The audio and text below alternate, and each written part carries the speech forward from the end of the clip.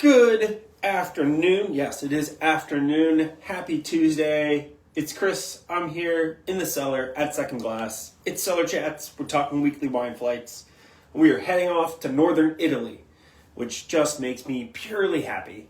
But you know what? It's been chilly. It was very cold this weekend, and northern Italy is one of the first places that comes to my mind all the time. But particularly when it's, chilly and cold and I want something that's going to warm me up, I'm going to go to northern Italy. We're going to kick off the flight this week. Ever favorite Prá in the Veneto, their Soave Classico bottle called the Otto. Then we're going to stay within the Veneto. We're going to go over to Marchese Biscardo for their 100% Corvina from over in the Verona, Valpolicella area. And then we're going to pop over to the western side of the top of the boot for Fratelli Alessandria's Dolcetto di Alba. One of my favorite dolcettos out on the market. Not a wine a lot of people get into, but they should because they're delicious when done right. All right, starting with Prá. Again, we're here. We're in the Veneto. Prá really made, Graziano Prá, the founder of Prá, really made a name for himself for his white wines. He has since expanded into red wine production, but to this day, white wine is what he's most known for. And the Otto is his entry-level Soave. It is 100% Garganiga. That is the primary grape variety of the area. You can also use some other grape varieties, but sometimes they can, when not done right, they can water down the wines. And Soave is still sort of trying to make its way back from having a bad rap in the late 80s, early 90s for just cheap, terrible, easy drinking, but not great quality white wines. And a lot of those still exist, but there's some really spectacular producers, and Prá is at the forefront of that. These are just such beautifully complex and mineral laced. I mean, to me, it's like if you're a Pinot Grigio lover and you want to upgrade to something that feels similar, but you just want it to be a little more serious. Not that Pinot Grigio can't be serious. I've said that, great Pinot Grigio out there, but we're talking Garganiga today. You want to step up and have something really special without breaking the bank. The Prá Soave is the go-to. Beautiful kind of like little stone fruit, a little bit of, I get like a nectarine kind of character, a little tangerine, lovely like citrus.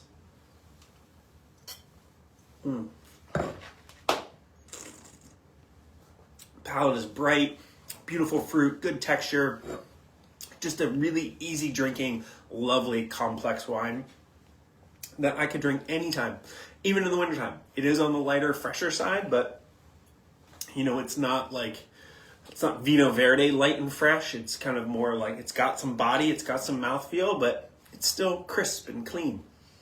Great for everything.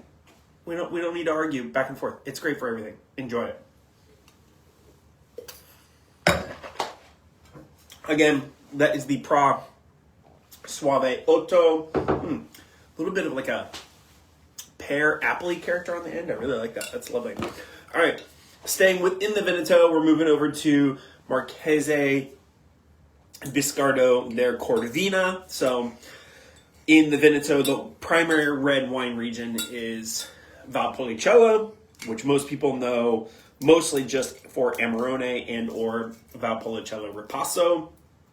But there's a category of wine made in the Valpolicella that is actually far more popular and more widely drank within the region than it is pretty much anywhere else. And it's one of my favorite styles, which is just simple Valpolicella Classicos. And those tend to be either not 100%, but they tend to be a little easier drinking, brighter, fruitier. As you might know, with Ripasso and Amarone, you're using raisinated grapes, so you get these like kind of very concentrated, structured, more densely textured wines. And what these guys, the Marchese, are doing, because they make Valpolicella and things of that nature, they've done a 100% Corvina, which is one of the 4 primary red grapes. There's more than 4, but most wines are 4.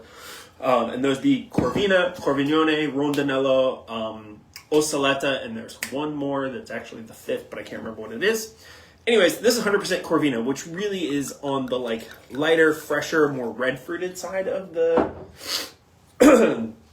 of the spectrum. All of those grapes bring their own kind of characteristics, but the Corvina grape tends to have a little more juiciness to it. Corvignone, I think, brings a little pepperiness. So this really drinks like just an easy, juicy red wine in the best and simplest of form. So a little bit of like a tobacco, like volcanic ash character going on. Lots of red fruit. Just a really pretty, beautiful color. A little bit of like purple tinged ruby here.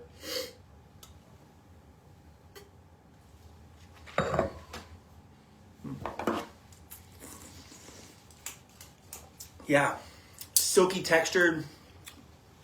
You can definitely tell there's a little bit of oak on this wine,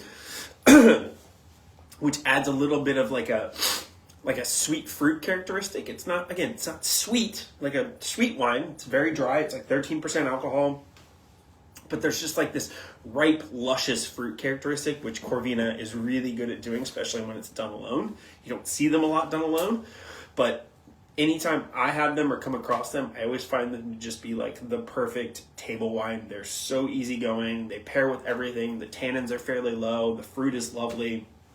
I mean, it does a lot of like, by no means does it drink like Pinot Noir, but it does a lot of like what people like about Pinot Noir is it's fruity, it's soft, it's juicy. You don't have to think about it too much. I mean, you can, but you don't need to. The wine is just stunningly lovely. All right, again, that is Marchese, Biscardo, their Corvina. Really, really lovely stuff. Excuse me. Now, heading west over to the Piedmont.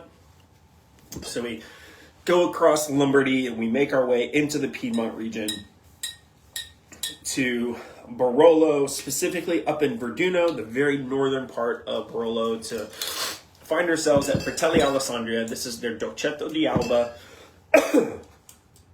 which, you know, there's not a lot of people out there, even Italian wine lovers, that really love Dolcetto.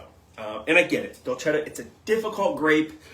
It really needs a lot of love and care to do quite well. And one of the downfalls of Dolcetto is that it really needs to be planted in the absolute best places to make really great wine.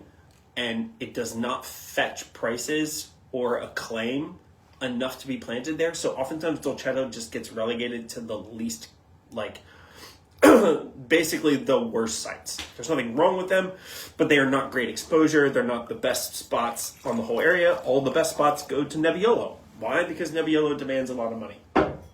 And it is the primary grape of Piedmont. So Dolcetto is a bit of a... It's its own worst enemy, because while the grapes can make really great wines, it requires really special spots, and it just rarely is ever planted there. But when it is, and when it's done well and taken care of by really great growers, for in this case, like Fratelli Alessandria, it makes such gorgeous, beautiful drinking wines. I mean, Dolcetto can be, excuse me, clearly my throat's very dry. Dolcetto can be a little grapey and a little boring, so I totally get why people get turned off by it, but when you find a great one, like this one, it sort of just changes your whole perception of it. A little bit of spice, definitely. I mean, such a gorgeous kind of like purple hued, little bit of ruby tinge on the edges. Excuse me. Wow. Clearly, I should have brought some water in here. Again, lovely spice, a little bit of dark fruits, a little, not really plumminess, but there's a dark, like purpley kind of fruit characteristic.